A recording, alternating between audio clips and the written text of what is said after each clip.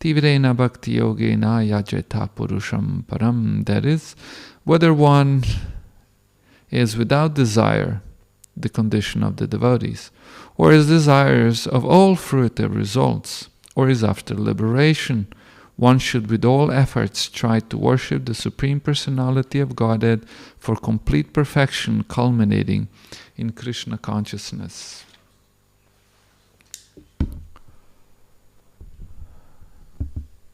You're going to translate? Okay, yeah. Feel free to interrupt if I leave you somewhere behind. I just remembered it was like this. Oh, like that. Thank you. Om Agyanati Mirandasya Gyananjana.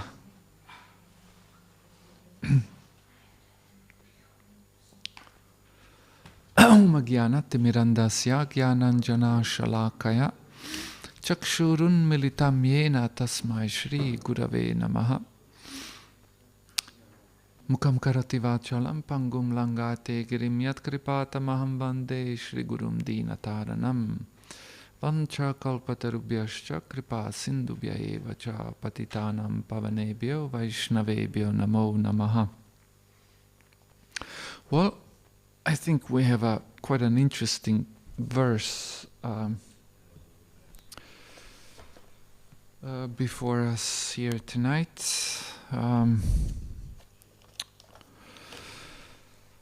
Yeyatamam prapadyante. Does anyone remember what the verse stated?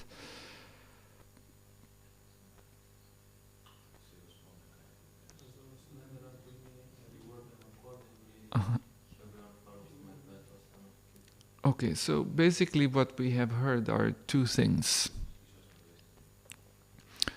One thing is that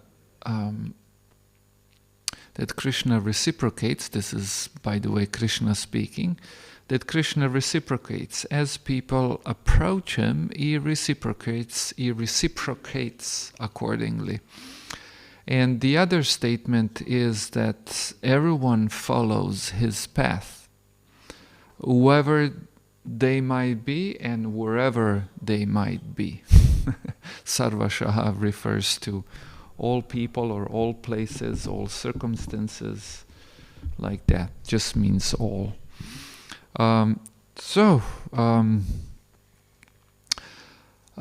Interesting.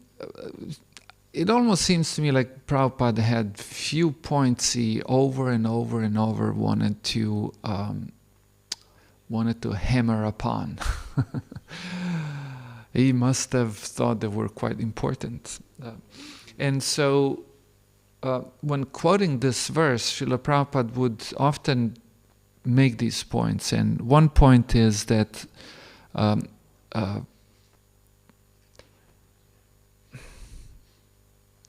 it is implicit. Implicit. How do you say implicit in Slovenian?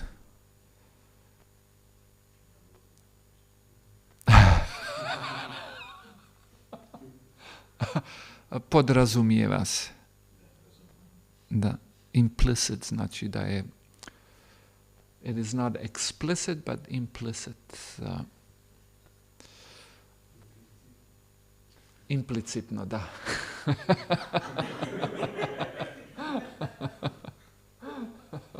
Tako mogu i ja.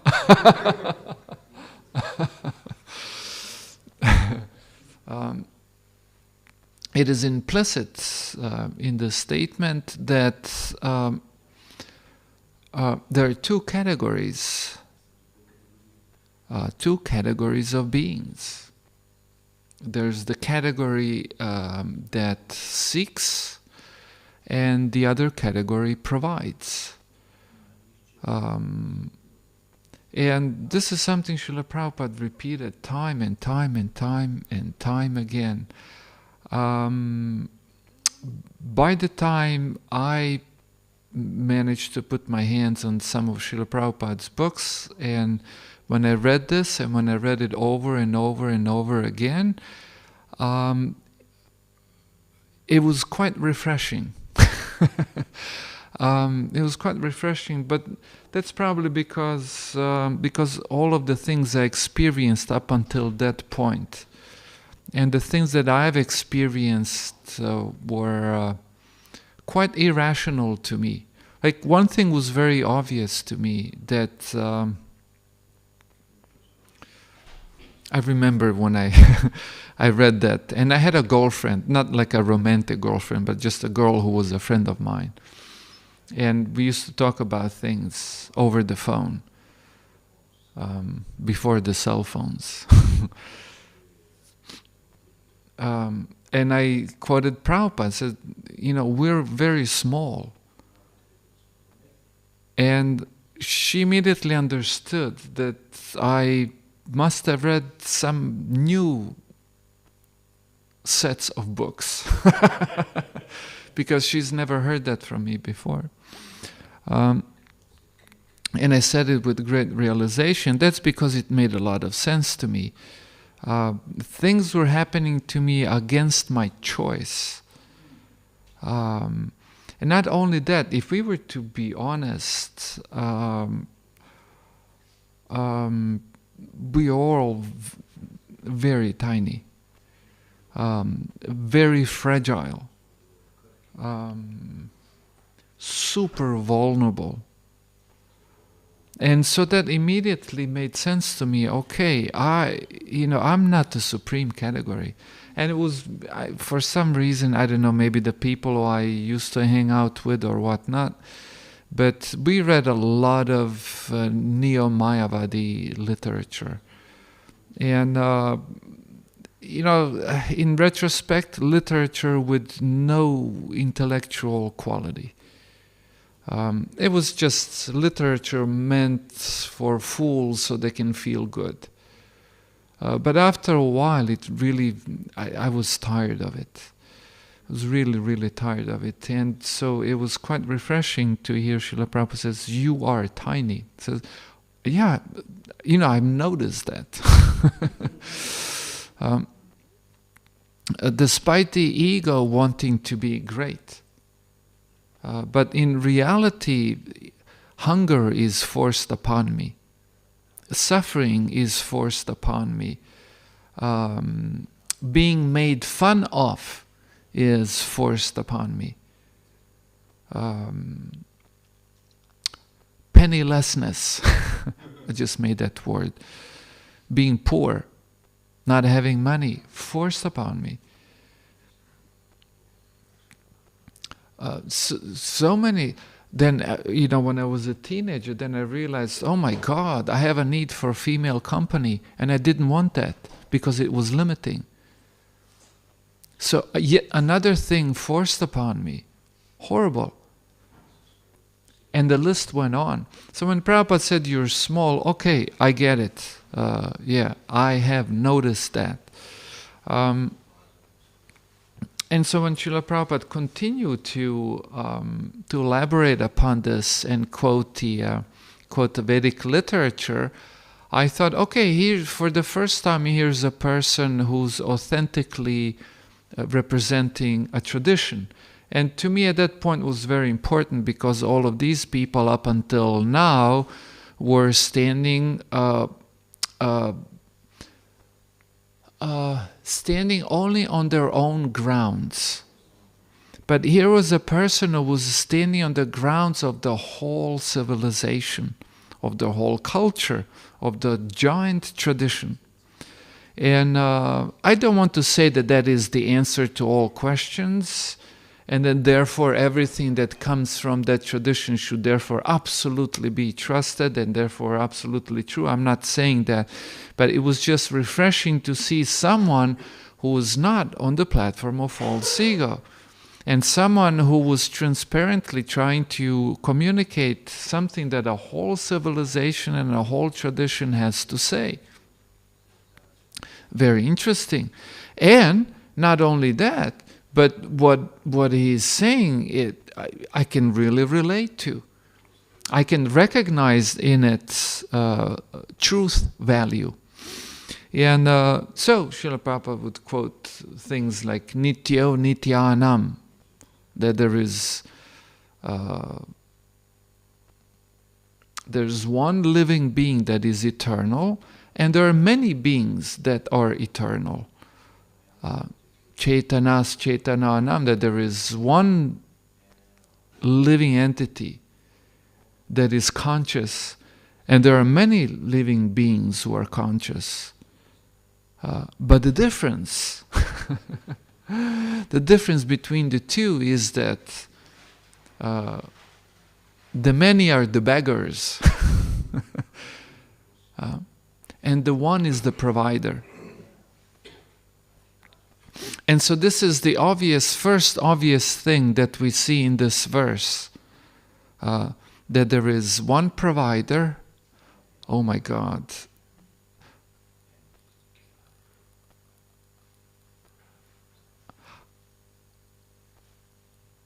Are you tired? You feeling sleepy? No, or you don't understand? No, not you, but probably in the back. Yeah.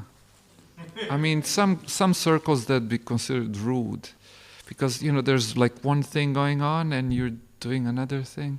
I mean, of course, God gave everyone a freedom, but it's not very socially friendly.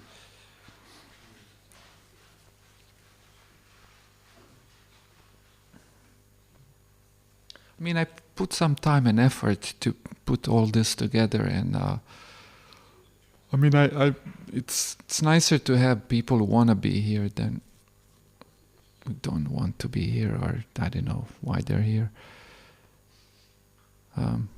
Or at least, please give the poor man a chance.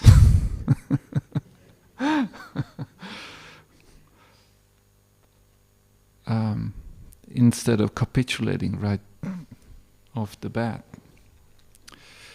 Right off the bat. Do you know what that means? The translator.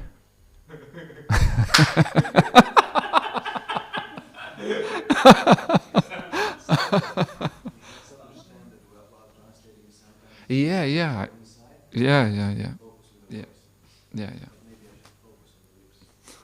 No. Well, I'm just asking whether you know what it means right off the bat.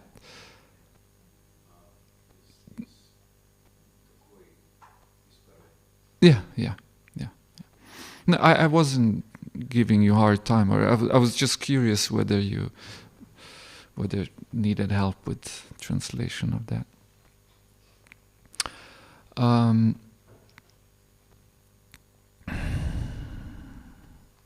So that's the first thing that we can notice about this verse, about the statement that Krishna makes, that there are two living beings, and they're categorically different. One is one category, and the other one is the other category. And this is, we could say, beginning of self-realization, beginning of knowledge. At least in Vaishnavism, this is one of the basic tattvas or blocks of understanding. Two types of living entities. One is begging and the other one is providing. And obviously Krishna here is speaking from the point of view of,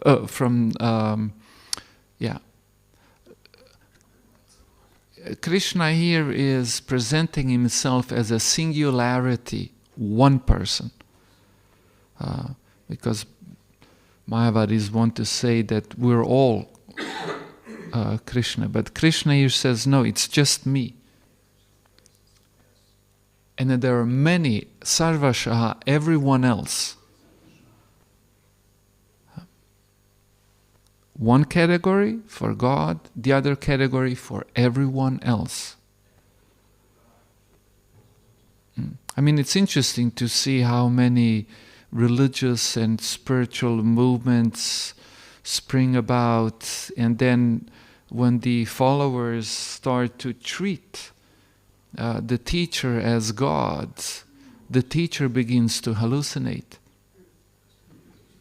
and accepts the position of God. And this is another, we could almost say, unique thing about Srila Prabhupada, that even though Prabhupada was addressed as God by some of the disciples, he rejected that. And then when he was treated as God, Prabhupada rejected it. In all of the subtle ways in which people do this.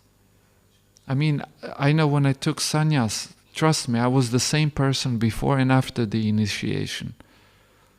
But people have a tendency to hallucinate and attach attributes to you that don't belong to you. And all you need to do is accept them. If you want to be an ass. How do you say ass in Oso? Magarac. Oso. Osel. Osel. Oso. Podsjeća me na, neću reći. Hare Krišna. Pardon.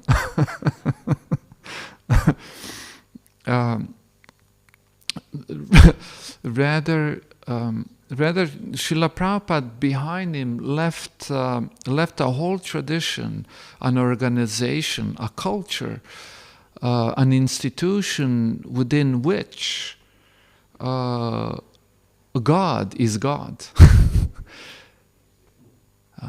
And what's interesting, people can occupy the position of God without calling it God.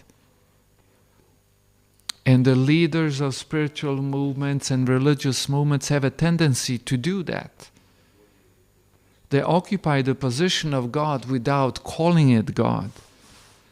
Srila Prabhupada didn't do that, as a matter of fact, left ISKCON, the organization that when you think of, you first think of Krishna, then of Prabhupada. So, very important, I'd say. Now, what's interesting in this verse, Srila Prabhupada says at least two things more. One thing is that Krishna appears in different forms according to what people want. And so Krishna appears as Krishna, the Supreme Personality of Godhead. Krishna also appears as the Super Soul in everyone's heart. And Krishna also appears as the impersonal Brahman. And Prabhupada says, if people approach God as impersonal Brahman, then he reciprocates as impersonal Brahman. And if people approach God as the Super Soul in the heart, Krishna reciprocates as Super Soul in the heart. And also if people approach Krishna as the Supreme Personality of Godhead, Krishna responds accordingly. And so people become established in their understanding of God, and they get what they sought from God. A realization which they were seeking. Now, in the purport, Srila Prabhupada says, okay, there are different capacities or different manifestations of God, but you have to understand that it's not all the same. Even though in some ways it is the same because it is Krishna. But if you approach Krishna in one manifestation, you will not get the same benefit as approaching Krishna in another manifestation. So there is a vast difference between approaching Krishna as the impersonal Brahman or approaching Krishna as Govinda, the Supreme Personality of Godhead. And so, does anyone remember anything from the purport? I mean, I know it's the evening and I read quite fast. In this regard, everyone should worship Him even if they are full of desires or without desires. Yeah, that's interesting. That was quoted. Very good memory. Yeah. Whether you have desires or whether you have unlimited desires or no desires, you should approach Krishna.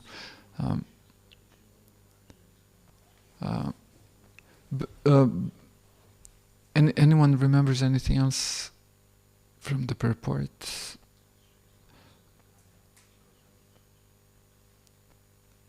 I know it's evening and I read it fast, so I'm not going to give you a hard time. But just in case if anyone remembers.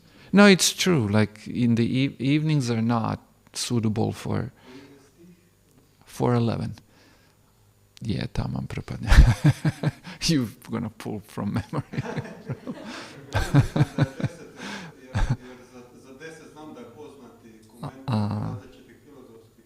Yeah.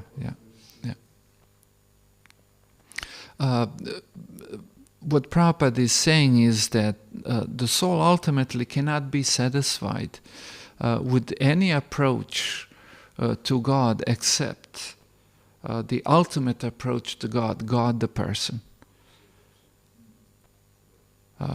And he's even speaking about souls attaining impersonal liberation, but having to come back from it and afterwards engaging in terrestrial, mundane welfare activities, which is something Prabhupada said many, many times. Which is also sort of paraphrasing a verse from the Bhagavata. Aruhya krichrena param padam tata patanti adaha anadrida yushmadangraha. That if one has not grasped the lotus feet of the Lord, the one will patanti adaha, even though on the transcendental plane, will have to come down. Why? Because the soul will not be satisfied.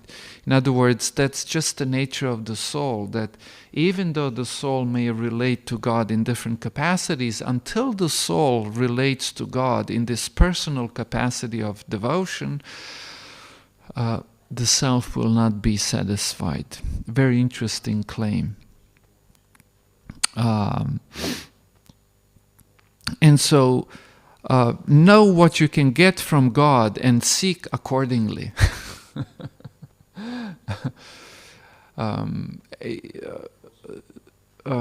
In one place, Prabhupada mentions approaching a wealthy person. And so when you approach a wealthy person and you ask for €2, okay, you may get €2, but very soon you're going to be asking for more again. And so here we can recall the example of Dhruva Maharaj from the Srimad Bhagavatam, where Dhruva was seeking way more than €2.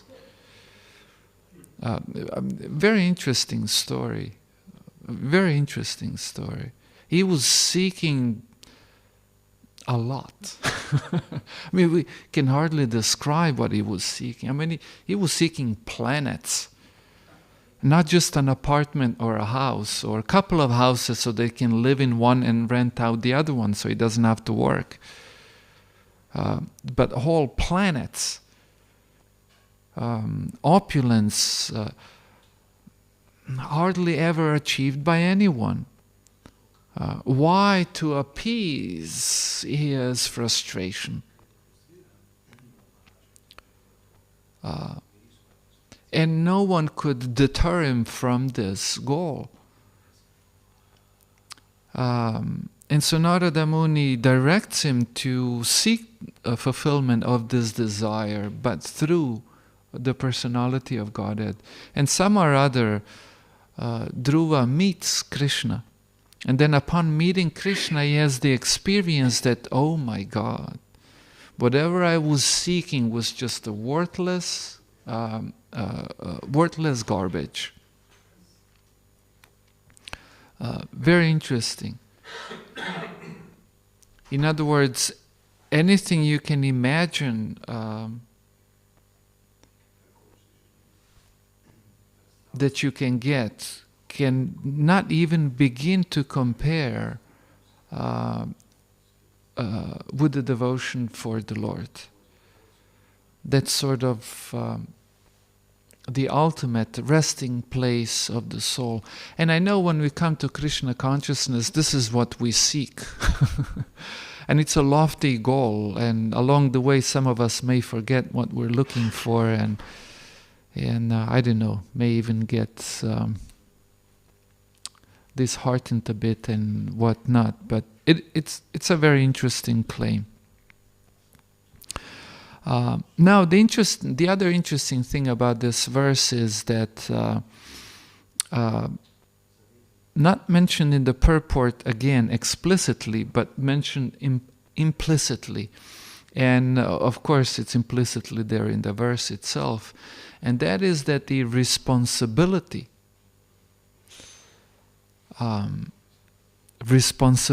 interestingly enough, lies with the seeker.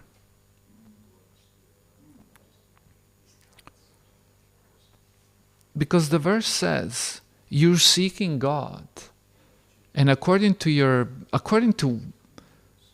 concept of God, according to what you want from God, you approach God with that understanding. There's an interesting statement where a person doesn't believe in God, and the other person says, well, what kind of God? I probably also don't believe in that God. In other words, even when you say God, what the hell you're thinking about? What are you referring to? Especially if we were to go into details as to what are you referring to. So even that responsibility is in the hands of the seeker. Because obviously, if you approach God in a particular capacity, you will not get the result of approaching Krishna directly, the Supreme Personality of Godhead, in the capacity of a devotee. This is an interesting situation. That responsibility is in our own hands. But for God's sake, I'm stupid. My experiences are limited. My understanding what God is or could be is very limited. And yet responsibility is in my hands.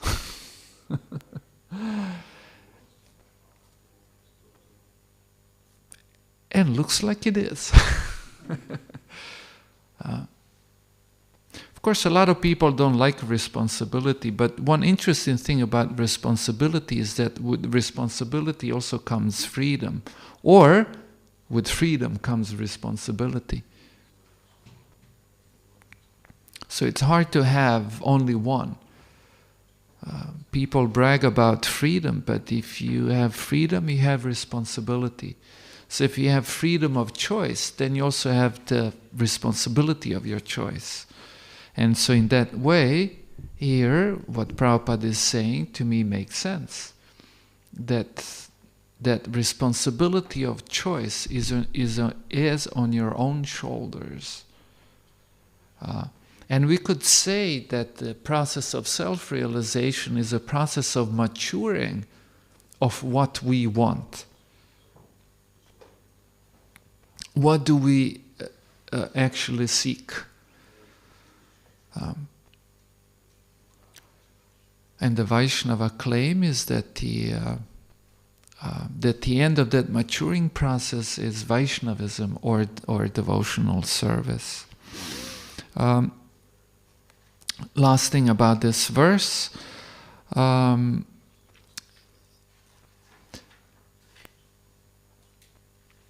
is that this verse paints, we could say, a cosmic picture. And the cosmic picture is that second part of the verse, that no matter what path you choose, you will have chosen God's path. In other words, there are no paths outside of God's paths. Even if you choose the dumbest thing in the world, some or other you have chosen divine path.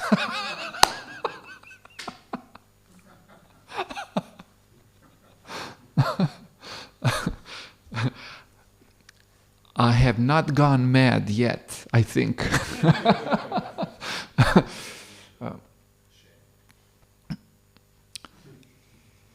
Because you see, Krishna conscious vision is a crazy vision.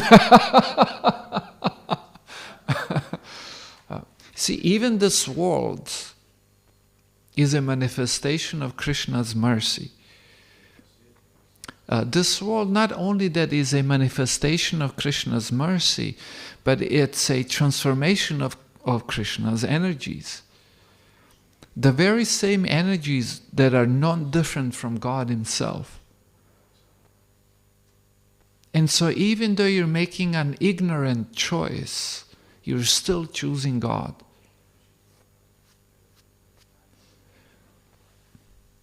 You will have a different result than from choosing God directly. But nevertheless, you're still choosing God. And this is a cosmic vision, because throughout Bhagavad Gita, we have these kind of cosmic pictures given.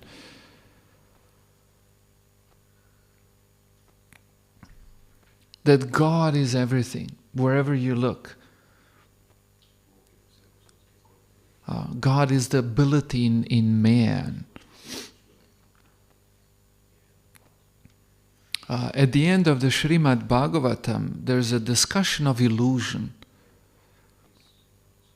and the nature of illusion. And then at the end of it, there's also discussion of how to overcome the illusion. And the way to overcome the illusion is to understand that God is like the sun, and you're like a person who's trying to see the sun. But between you and the sun there is a cloud, and the cloud does not allow you to see the sun. And that cloud we would call Maya. So because of Maya you cannot see God. But even if you don't see God, if you understand that you and God, that the cloud is nothing but another transformation of God. By God you can see. Because of the sun you can see. But because of the same sun you can also not see. The cause is the same.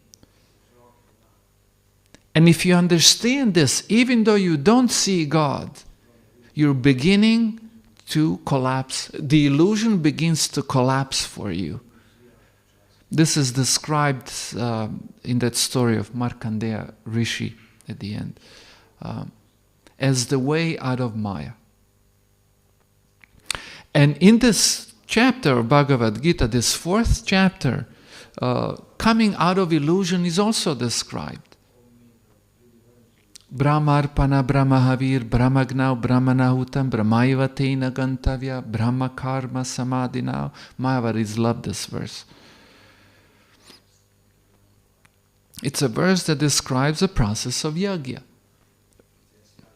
where a person is pouring ghee into the fire, and fire is like the mouth of God. And as the person is pouring that ghee into the fire, the person is realizing fire is Brahman. The tools I use to pour ghee into the fire are also Brahman. That ghee I'm pouring in is also Brahman. For God's sake, I'm also Brahman. Mayavadis love this verse. This verse, by the way, doesn't say we're all one. Just indicates that we're all of the same category. In other words, by doing sacrifice, you realize that everything belongs to God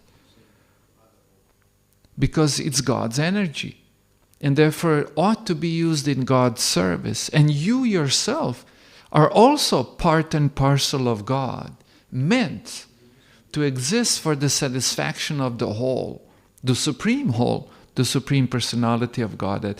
And this is realized by the performance of yajna or sacrifice.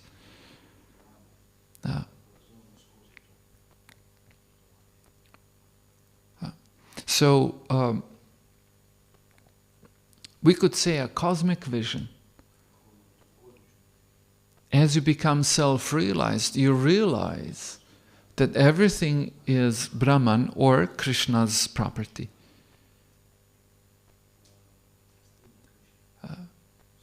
You don't see things as temptations, for example, but you see him as God's property, and you feel the inspiration to engage yourself and others in the capacity of Krishna's property.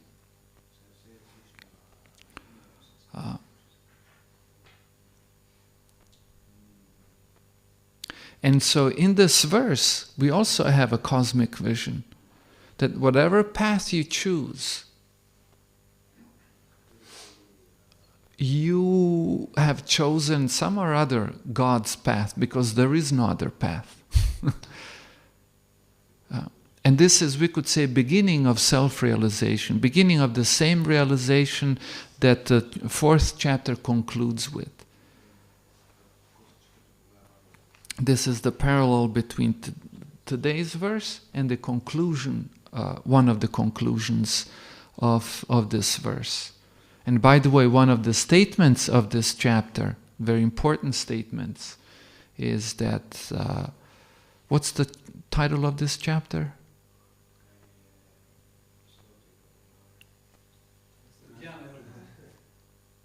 Divya Jnanam, or transcendental knowledge. And one of the very important points of this chapter, that even if you perform yajna but without transcendental knowledge, you don't get much of a transcendental benefit. In other words, it's just a ritual. And what is this transcendental knowledge? That every path is God's path. It's the beginning of God realization. That everything you come across, it's God's energy. It's God's property, including your very self. Okay, Om Tat Sat. Any questions or comments?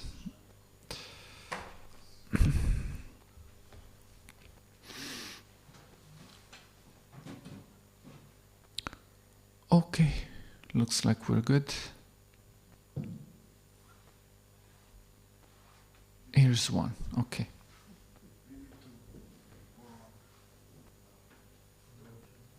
The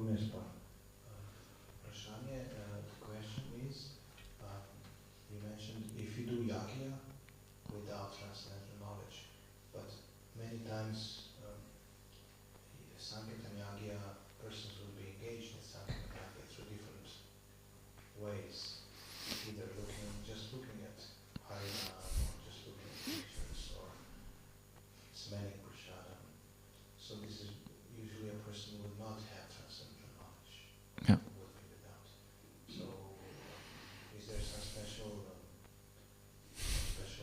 package for? That's a very good question, and it's a huge objection. Do you want to translate into Slovenian?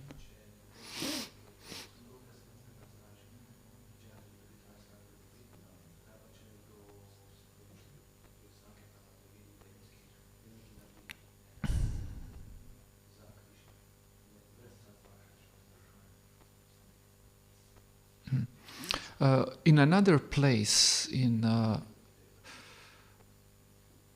I remember, that's in the 18th chapter of the Bhagavad Gita. In the 19th. Just joking. have an excellent verse from the 19th chapter. In the 18th chapter, I think it is, that that yagya performed without shraddha is in the mode of ignorance. Yeah. And shraddha and transcendental knowledge is almost synonymous. In other words, there is some benefit, but not much of a transcendental benefit. And devotees who reduce our missionary efforts to agyata sukriti, I think, are seriously delusioned. Devotees who reduce our missionary activities to agyata sukriti are seriously delusioned. You know what agyata sukriti means? That a person has done something and they have no clue what the hell they did. He touched the book, he's saved. If that was the case, we could just run around the world and smack people on the head with the Bhagavad Gita. But this movement would not grow. We ourselves know that it requires way more than a parrot-like repeating of Hare Krishna to become a devotee. So it's not that there are no benefits, but those benefits are so tiny. Our mission is to build in people interest in Krishna consciousness, based on shraddha and divya jnana, or knowledge. That people recognize, oh my God, this is valuable, I want to do it.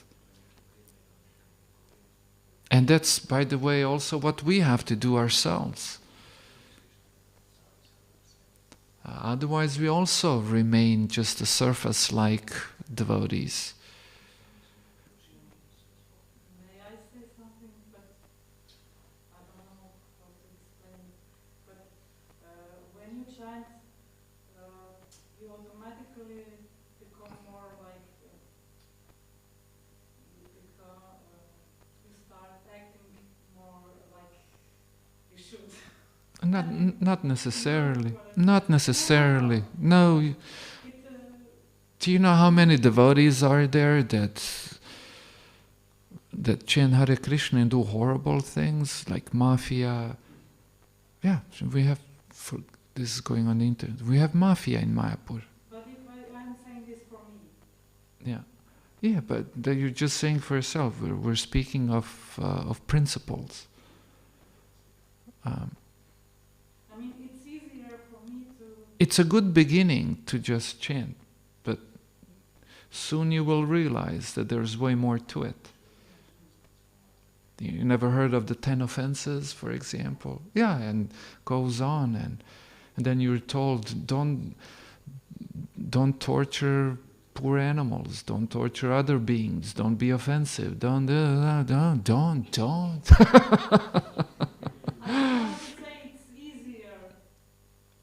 Yeah, well, it's easier. It's easier to be dumb, but it's not, ultimately. Yeah, I mean, I know the tendency, that's called reductionism, you know. You take everything and reduce it to nothing. Like, no, even if you reduce everything to something, within that something, everything should be contained. Otherwise, it's not the right thing. Correct.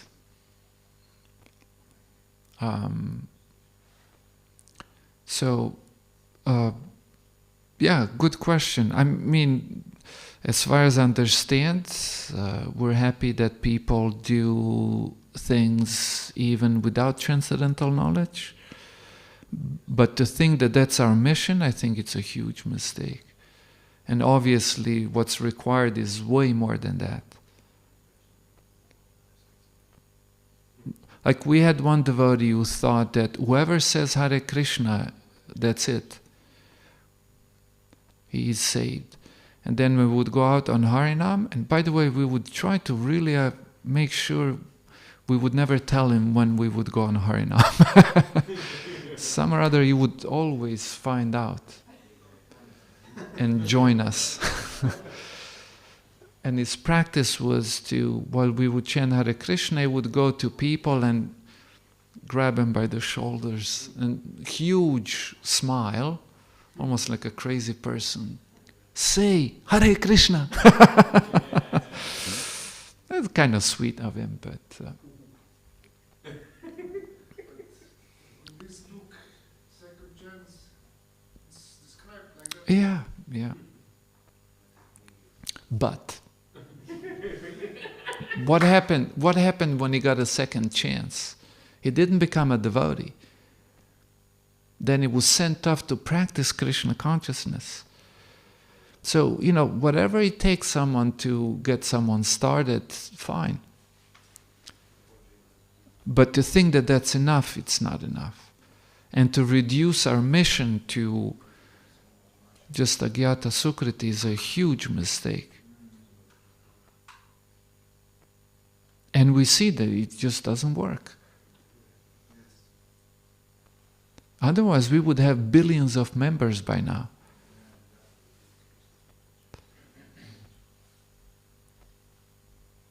In other words, our mission is to excite in people interest in Krishna consciousness, that they want to know.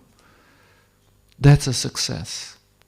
And then the process has started seriously. Then that's yagya in mode of goodness, or we could say transcendental mode.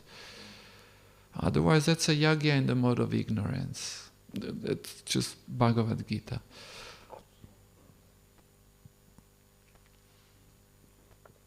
That's why all of this lecture, why all these lectures?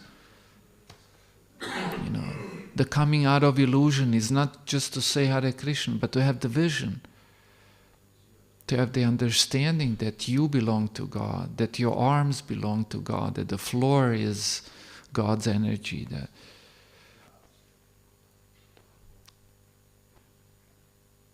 That's the result of performing yagya.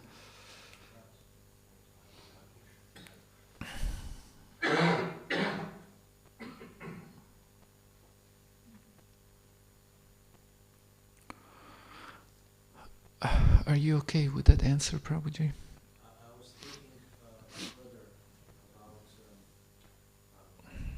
because it's Gorpurnim, microphone has to be turned on. This is a nice idea. Like Chaitanya Mahaprabhu would just go around and hug people, and then they would become, I don't know, they would just be infused. Yeah. Yeah, I guess Prabhu can do that. Give him a call, tell him, can you come down, help out, teach us how to do that.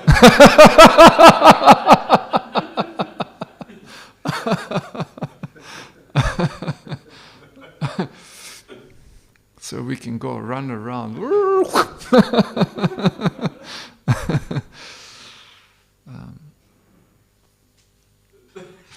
But there are such descriptions,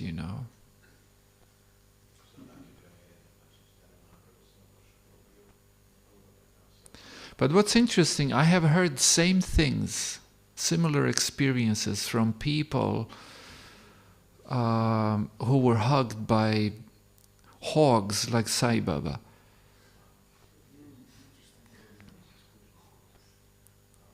That guy was a serious low life. How do you translate low life in Slovenian?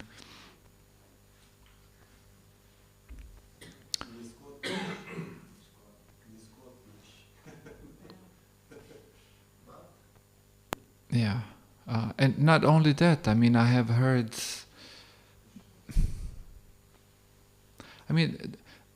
there was a guy who claimed to be incarnation of Chaitanya Mahaprabhu. Indian guy. And, just by looking at him, you could tell he wasn't.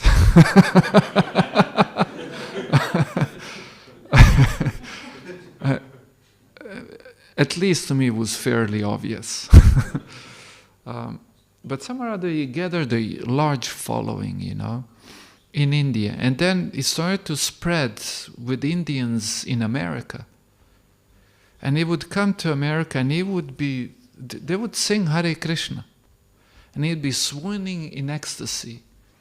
And then he'd be falling onto the ground. They'd be tossing pillows so he doesn't hurt himself. When they would see that we would fall, they would throw big pillows, and things like that. And one of the things he said was that Chaitanya Mahaprabhu did not embrace women because he was a strict sannyasi.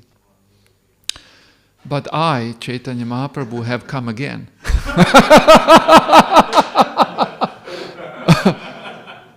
To give mercy to women too. Especially if they're pretty. My addition. And then, so look, I was a temple president, and in our congregation we had a good number of Indians. And some of them got in touch with this guy and wanted to invite him to San Diego, California. Shri Shri Panchatattva Ki Jai. I don't know how appropriate it is to broadcast this. I'll tell you, but maybe afterwards, maybe you should delete the broadcast, the recording. And so he agreed to visit San Diego, but if they give him, I forget what it was. So this was like 15 years ago, maybe even more. Time flies. If they give him something like $10,000 and they fly him with a private jet to San Diego, and then he raised the price, and our congregation, some of them even,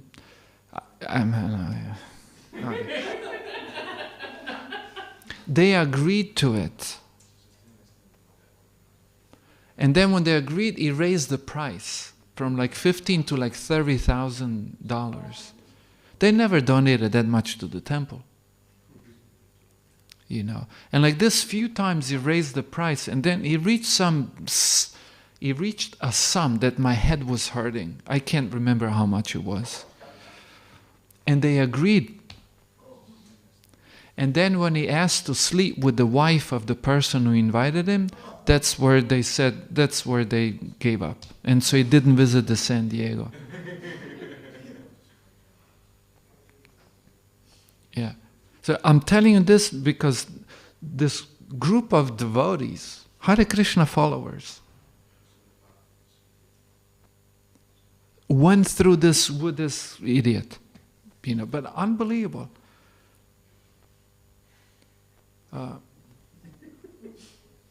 But people would claim when they come in his presence that he is,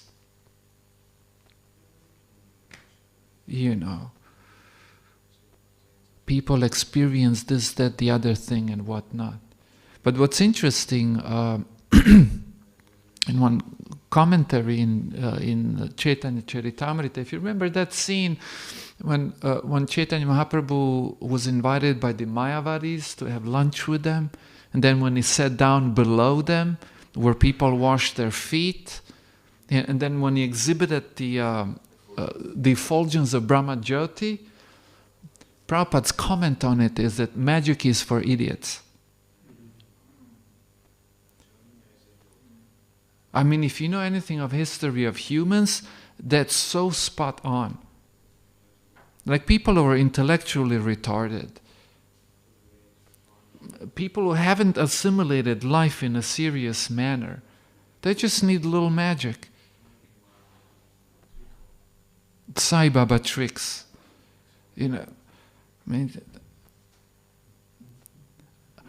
That was Prabhupada's comment on Mahaprabhu using the light of Brahma Jyoti to preach to the Mayavadis. He called them idiots, because that's what it took.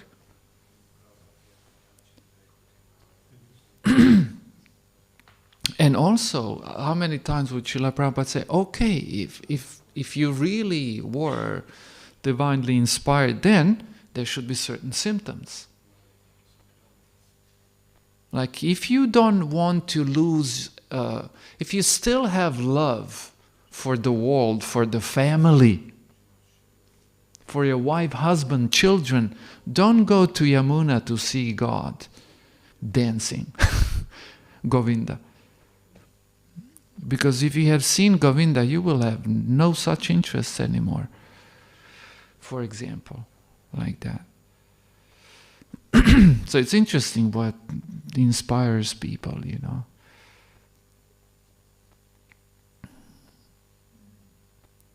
What people take as evidence.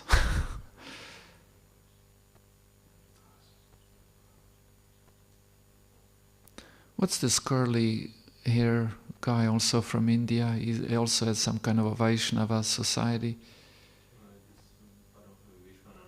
Vishwananda, yeah. I've seen some of his followers, sannyasis, discuss the fact that he is God. I definitely don't put this on the internet. But people have gone... Hare Krishna. I mean, it's funny that anyone can be brought to that position, to where they would even begin to think something so funny.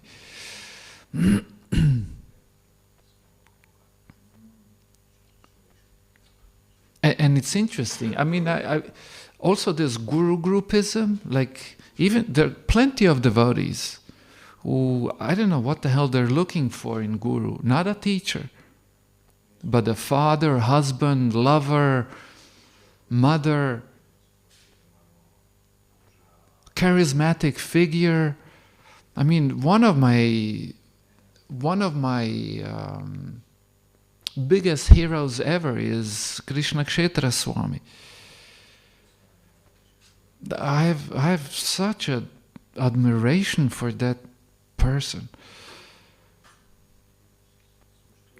No pomp about him. But tremendous honesty. If you ever get a chance to have a seriously honest discussion, like,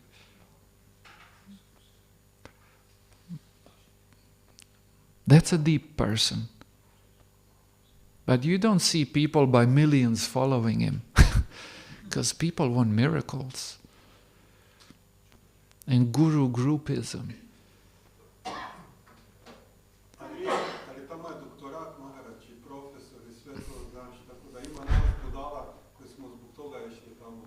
Da. No.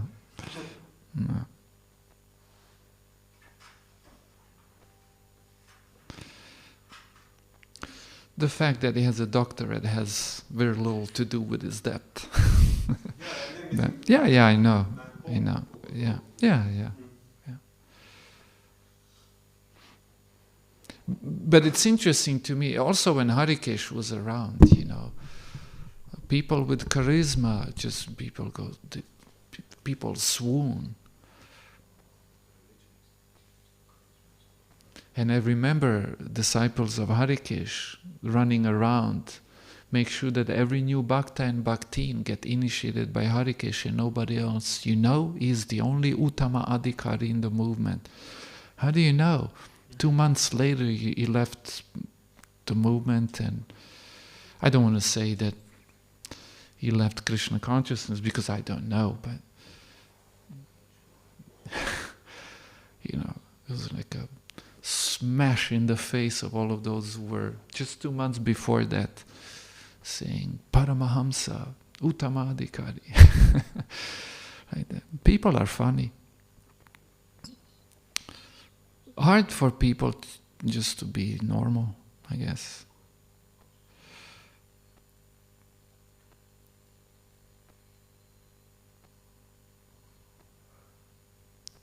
Guess people need Sai Baba tricks or something instead of just genuine knowledge. which is another thing which I've really appreciated about Prabhupada after all of those neo-Mayavadis. Someone refreshingly honest, objective, down to earth. No pretensions, no fairy tales.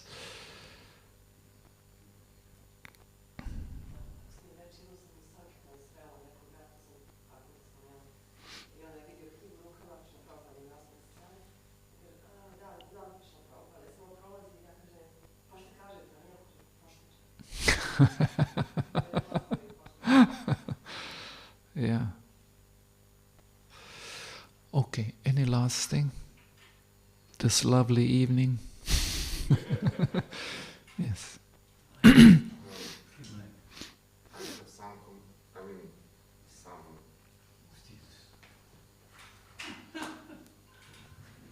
concerning knowledge.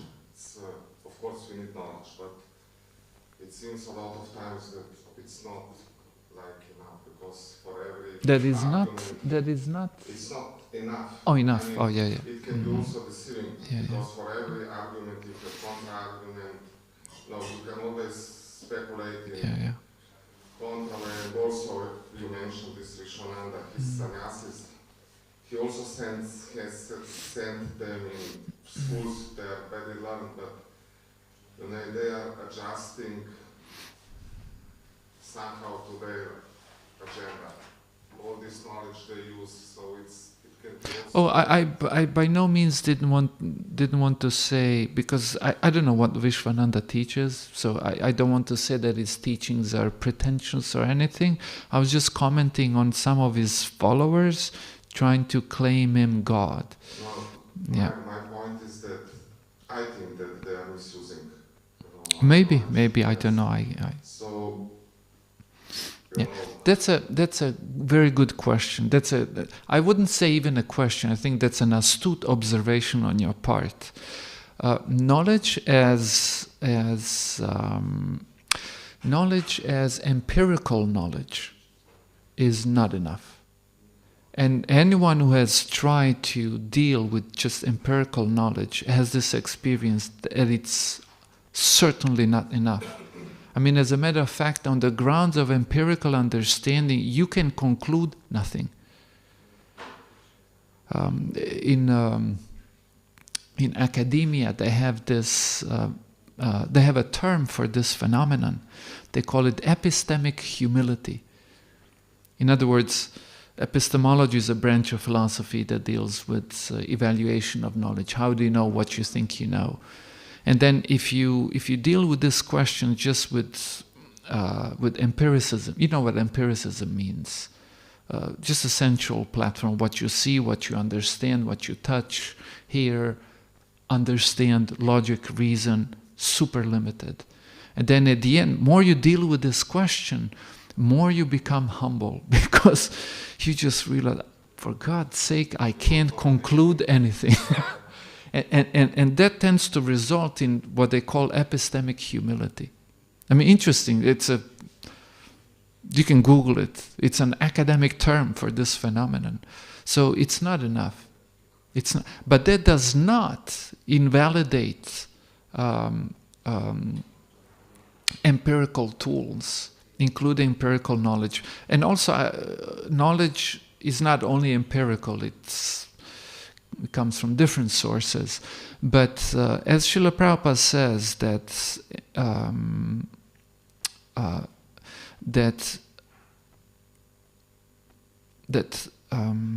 religious knowledge needs to be balanced with scientific or empirical knowledge. Because one balances the other. You see, if you have just the spiritual claims, religious claims that you cannot verify, they can go into extremes, and they regularly go into extremes. Sai Baba is an example of it. This incarnation of Chaitanya Mahaprabhu is an excellent example of it. And therefore, there needs to also be, let's call it now logic and reason, to balance that. But logic and reason is not sufficient, by no means. It's utterly insufficient. That's why we also require something like religion. And that's one of the reasons why, however many times I tried to turn against religion, I was incapable of. Because then I'm left with nothing. Yeah, and it's really fast, yeah. We are also conditioned, and so we can misuse, Correct. according to Yeah. our Yeah. motives and everything. It's Yeah. not so Yeah. simple. Like Yeah, and this claim of Srila Prabhupada's in this purport, that the responsibility, how we're going to approach God, and which capacity of God, which concept of God, with what attitude, all rests on us. And I don't find that as a curse. I just see that as Prabhupada reading reality. And that's obviously so. To me, that is obviously so. So that's what I'm saying is that that the spiritual path is sort of, it's a process of maturing, of our maturing of what religion is, what empiricism is. Like as you have noticed, empiricism is by no means sufficient. But religion without empiricism is, as Prabhupada says, wild speculation, fanatical sentimentalism. so much then our Shraddha, Our Shraddha, it's interesting. Yeah, you see, the question is not on what should our Shraddha be built, but Shraddha is built, whether you want it or not. It's constantly being built. But more of a quality person you are, more of a mature soul you are, more of a mature things are going to